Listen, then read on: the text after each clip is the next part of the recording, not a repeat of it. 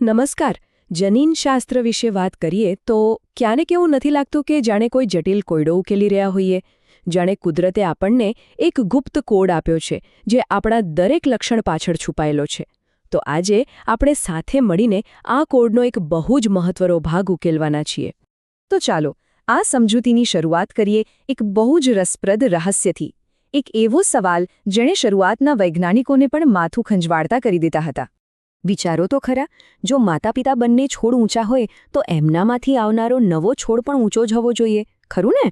પણ જો એ નીચો ઉગે તો આવું કઈ રીતે બની શકે? બસ આ જ સવાલ આપણને જનીનશાસ્ત્રના ઊંડા રહસ્યો સુધી લઈ જશે. તો હવે આ કોયડો ઉકેલવા માટે આપણે વારસાના અમુક મૂળભૂત નિયમો સમજવા પડશે. અને આ બધા નિયમોની શરૂઆત ક્યાંથી થાય છે? એ થાય છે જનીનોથી. તો સૌથી પહેલો અને મુખ્ય નિયમ શું છે? વાત એમ છે કે આપણું દરેક લક્ષણ, પછી ભલે એ આંખોનો રંગ હોય, વાળનો પ્રકાર હોય કે પછી છોડની ઊંચાઈ, આ બધું જ જનીનોની એક જોડીથી નક્કી થાય છે. એક પણ નહીં, પણ એક જોડી. હવે સવાલ એ થાય કે આ જોડી બને છે કઈ રીતે? એકદમ સિમ્પલ છે. એક જનીન માતા તરફથી આવે છે અને બીજું જનીન પિતા તરફથી. બસ આ 50-50ની ભાગીદારી જ આખી આનુવંશિકતાનો મૂળભૂત પાયો છે. ચાલો હવે વાત કરીએ સૌથી રસપ્રદ ભાગની. શું થાય જ્યારે માતા અને પિતા પાસેથી મળેલા જનીનો એક સરખા ન હોય પણ અલગ અલગ હોય?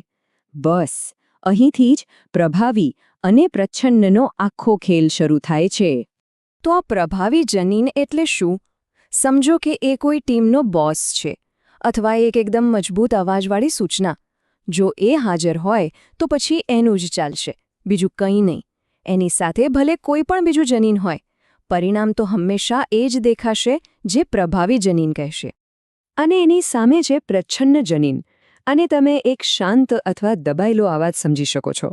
એની અસર ત્યાં સુધી દેખાતી નથી જ્યાં સુધી એની સામે કોઈ બોસ જેવું પ્રભાવી જનીન ઊભું હોય. એ તો બસ પોતાની તક આવવાની રાહ જોતું હોય છે. આ વાત ખરેખર સમજવા જેવી છે. પ્રભાવી જનીન, જેને આપણે મોટા ટીથી બતાવીએ છીએ, એ એટલું શક્તિશાળી છે કે એની ખાલી એક જ કોપી હાજર હોય ને તો પણ એ પોતાનું લક્ષણ બતાવી દેશે. પણ બીજી બાજુ પ્રચ્છન્ન જનીન એટલે કે નાનો ટી, એને પોતાનું લક્ષણ બતાવવા માટે બંને કોપીની જરૂર પડે છે. એકલા એની અસર દેખાતી નથી. આખી વાતનો સાર કંઈક આવો છે. પ્રભાવી જનીન બીજા જનીનની અસરને માસ્ક કરી દે છે, એટલે કે ઢાંકી દે છે. જ્યારે પ્રચ્છન્ન જનીનની અસર, એ બિચારાની અસર તો ઢંકાઈ જાય છે. વટાણાના છોડનું ઉદાહરણ લઈએ તો ઊંચાઈ માટેનો જનીન ટી પ્રભાવી છે અને નીચાઈ માટેનો ટી પ્રચ્છન્ન. આનો સીધો મતલબ એ થયો કે જો કોઈ છોડ પાસે ટી અને ટી બંને હોય ને તો પણ એ દેખાશે તો ઊંચો જ. સારું, તો હવે આપણે નિયમો તો સમજી ગયા. તો ચાલો પાછા ફરીએ આપણા પેલા મૂળ કોયડા પર અને જોઈએ કે આ જ્ઞાનથી ઉકેલાય છે કે નહીં. તો યાદ છે પેલા બે ઊંચા છોડ? ચાલો માની લઈએ કે એ બંનેનું આનુવંશિક બંધારણ ટી છે. હવે દેખાવમાં તો એ બંને ઊંચા છે કારણ કે એમની પાસે પેલો બોસ એટલે કે પ્રભાવી ટી છે. પણ અહીં જ આખો ખેલ છુપાયેલો છે. બંને પાસે પેલો શાંત છુપાયેલો ટી પણ છે.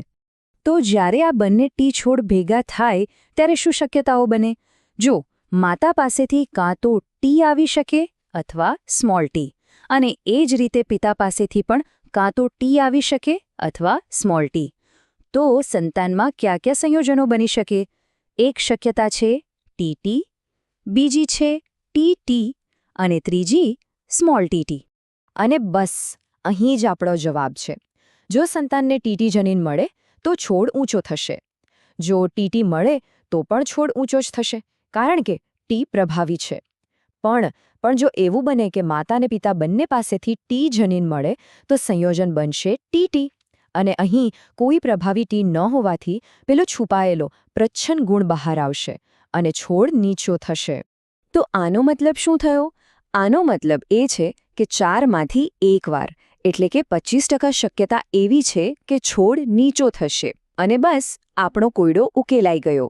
2 ઊંચા છોડમાંથી એક નીચો છોડ બિલકુલ આવી શકે છે. અને હવે આપણે એ પણ જાણીએ છીએ કે આવું કઈ રીતે થાય છે.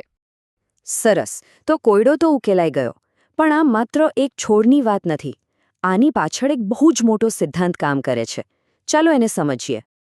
આ વાક્ય જ આખી વાતનો સાર છે. આનો અર્થ એ છે કે અમુક લક્ષણો દેખાયા વગર પણ પેઢી દર પેઢી આગળ વધતા રહે છે. એ છુપાયેલા હોય છે, પણ ક્યારેક ગાયબ નથી થતા. એ તો બસ યોગ્ય સમય અને યોગ્ય સંયોજનની રાહ જોતા હોય છે. અને આખી ચર્ચા આપણને એક ખૂબ જ રસપ્રદ સવાલ પર લાવીને મૂકી દે છે. આપણામાં એવા કયા લક્ષણો હશે જે છુપાયેલા છે? બની શકે કે કોઈના વાળનો રંગ કે આંખોનો રંગ ભલે દાદા-દાદી જેવો ન હોય, પણ શું એમના જનીન આપણી અંદર છુપાયેલા હોઈ શકે? આનુવંશિકતા એ ખરેખર દૃશ્યમાન અને અદૃશ્ય લક્ષણોની એક અદ્ભુત ગાથા છે. આ વિશે વિચારવા જેવું ખરું?